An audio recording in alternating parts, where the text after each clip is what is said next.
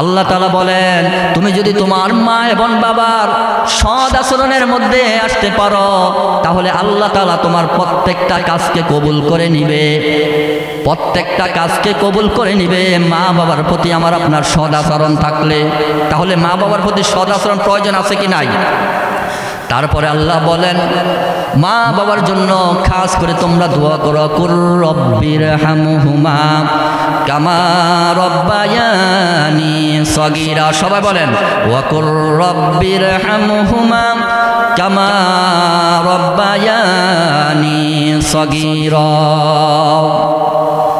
এই জন্যে আমার আপনার যাদের মা আছে বাবা আছে, তাদের আমরা সেবা করব, তাদের আমরা খেদমত করব, তাদের কাছ থেকে আমরা দোয়া নিব। এখন তো মা বাবার দোয়া লাগে না নাকি? মা বাবার দোয়া লাগে? এখন মা বাবার দোয়া লাগে না কেন?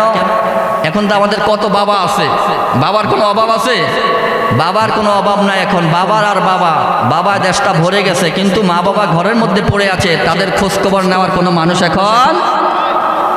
এই জন্যে ভাইরা আমার, আল্লাহর নবী বললেন, রিদল রব্বি ফি রিদল ওয়ালিদাইন ওয়া সাখাতুর রব্বি ফি সাখাতুল ওয়ালিদাইন। আল্লাহর নবী বলেন, তোমার মা এবং বাবা যদি তোমার প্রতি সন্তুষ্ট থাকে, আরশের মালিক তোমার প্রতি সন্তুষ্ট হয়ে যাবে। তোমার মা যদি তোমার প্রতি সন্তুষ্ট থাকে, আল্লাহ তাআলা সন্তুষ্ট হয়ে যাবে। আর তোমার বাবা যদি তোমার প্রতি সন্তুষ্ট থাকে, আল্লাহ তাআলা সন্তুষ্ট হয়ে যাবে। মা বাবা যদি নারাজ হয়ে যায়, আল্লাহ তাআলাও তোমার প্রতি নারাজ হয়ে যাবে। কত বড় কথা আল্লাহর নবী বললেন যে মা বাবাকে তুমি সন্তুষ্ট রাখলে আল্লাহ খুশি হয়ে যাবে, আর মা বাবা অসন্তুষ্ট হলে আল্লাহ নারাজ হয়ে যাবে। তাহলে আমরা যারা এখনো মা বাবা আমাদের বেঁচে আছে, আমরা তাদেরকে খুশি রাখতে রাজি আছি কিনা? এই জন্য ভাইরা আমার, যাদের মা আছে বাবা আছে, তারা এখনো জান্নাতের মধ্যে আছেন, তারা এখনো আরামের মধ্যে আছেন। যার বাবা নাই সে বাবার দুঃখ বুঝে, যার মা নাই সে মায়ের দুঃখ বুঝে। মা বাবা হলো আমার আপনার জন্য তরমুজ এবং ছুরির মতো। ছুরি হলো মা বাবা, আর সন্তান সন্তি হলো তরমুজ। ছুরির উপরে যদি তরমুজ রাখেন, তরমুজ কাটা যাবে কিনা? কাটা যাবে? ছুরির উপরে যদি তরমুজ রাখেন, তরমুজ কাটা যাবে। এখন ছুরির নিচে যদি তরমুজ রাখেন, তাহলে তরমুজটুকু কাটা যাবে। ডান দিকেও যদি আপনি তরমুজ রাখেন, ডান দিকেও কাটা যাবে। বাম দিকে যদি তরমুজ রাখেন, বাম দিকেও কাটার সম্ভাবনা আছে কিনা? আপনার মা আপনার বাবা যদি আপনার সাথে রাগ করেও আপনাকে অভিশাপ দেয়, আপনাকে বদদোয়া করে, সেই বদদোয়া তরমুজের মতো আপনি কেটে যাবেন। সেই বদদোয়া আমার আল্লাহ তাআলা কবুল করে নেবেন। আর যদি মা বাবা খুশি হোক বা না ওই খুশি হোক, আল্লাহর কাছে দুইটা হাত তুলে সন্তানের জন্য দোয়া করে, আল্লাহ তাআলা সন্তানের এই মা বাবার দোয়াকে আমার আল্লাহ কবুল করে নিবে।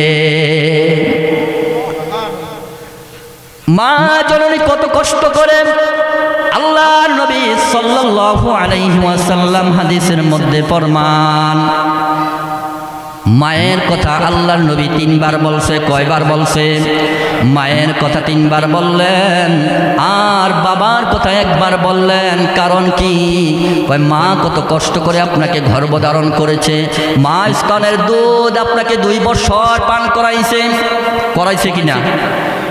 মা ইচ্ছা করলো নানার বাড়িতে আপনাকে যায় না, ইচ্ছা করলো বাড়ির কারোর সাথে কথা বলে না, কারণ আপনি পেটের মধ্যে আছেন। ইচ্ছা করলো মায় ঘুম আসতে পারে না। আপনি পেটের মধ্যে থেকে কত রকম যন্ত্রণা দিয়েছেন, সমস্ত যন্ত্রণাগুলো মা গ্রহণ করছে কিনা? সব যন্ত্রণা গ্রহণ করছে।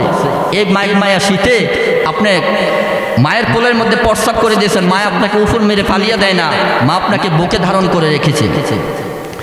এই জন্যে ভাইরা আমার, পিতামাতা আপনার জন্য জান্নাত, আর পিতামাতা আপনার জন্য জাহান্নাম। আমাদের যাদের পিতামাতা আছে, আমরা আজকে যে মা বাবার সেবা করব, আজকে যে মা বাবার কাছে দোয়া করব, মা বাবার কাছ থেকে যদি আমরা অন্যায় করি, ওই অন্যায়ের জন্য মা বাবার কাছে গিয়ে আমরা মাপ চাবো। মাপ চাইতে রাজি আছেননি? মাপ চাবেন।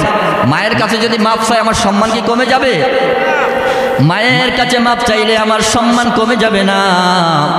মায়ের কাছে যখন আপনি মাপ চাবেন, মায়ের কাছে যখন আপনি ছোট হবেন, আপনার সন্তান, আপনার সম্মান আমার আল্লাহ তাআলা বাড়িয়ে দিবেন। এই জন্যে মায়ের কাছে গিয়ে আপনি বসে যাবেন, মায়ের হাতে ধরবেন, মায়ের মুখটা মুছে দিবেন, মায়ের জন্য কিছু খাবার নিয়ে যাবেন। মার অন্তর যদি শান্তি হয়ে যায়, আকাশের মালিক আপনার প্রতি শান্তি হয়ে যাবে। এই জন্যে আমার আপনার যাদের মা আছে, বাবা আছে, তাদের খেজমত অবশ্যই আমাদের প্রয়োজন। অধিকাংশ সমাজের মধ্যে বর্তমানে দেখা যায় মা বাবার খেজমত করার সন্তান নাই। মা বাবা যদি বলে এই দিক দিয়ে যাই, তো সন্তান অন্য দিক দিয়ে চলে যায়। মা বাবা যদি বলে নামাজ পড়তে যাও, সন্তান নামাজে যায় না।